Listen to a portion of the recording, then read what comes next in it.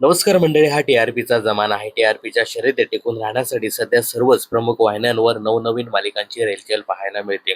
काही दिवसापूर्वी स्टार प्रवाहने त्यांच्या आगामी 3 महिन्यातील 6 मालिका आणि 2 कार्यक्रमांची घोषणा केली. आता झी मराठीने देखील कंबर कसली आहे.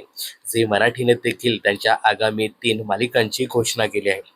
तर 15 जून पासून कृष्णाईच्या लेकी ही नवी कोरीव मालिका झी मराठीवर प्रसारित करण्यात आली, ज्यामध्ये अभिनेत्री निवेदिता सराफ यांनी प्रमुख भूमिका साकारली.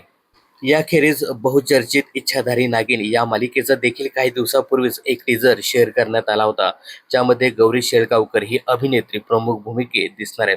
या नव्या मालिकेखेरीज झी मराठीच्या आगामी 2 कार्यक्रमाची देखील घोषणा केली आहे, ज्यामध्ये महाराष्ट्राचा लाडका होम मिनिस्टर हा कार्यक्रम देखील आहे.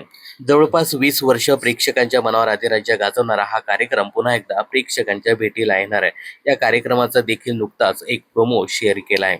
या कार्यक्रमासोबतच झी मराठीने आज 21 जून जागतिक संगीत दिनाच्या निमित्तानं त्यांच्या आगामी कार्यक्रमाची घोषणा केली आहे.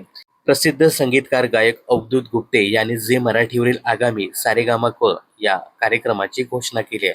हा कार्यक्रम देखील लवकरच प्रेक्षकांच्या भेटीला येणार आहे. दरम्यान स्टार प्रला टक्कर देण्यासाठी झी मराठीने देखील कंबर कसली आहे. झी मराठीने देखील त्यांच्या आगामी 3 कार्यक्रमाची घोषणा केली आहे. तर झी मराठीवर सुरू होणाऱ्या या 3 कार्यक्रमाबद्दल तुम्हाला काय सांगायचं हे कमेंट्स करून नक्की सांगा.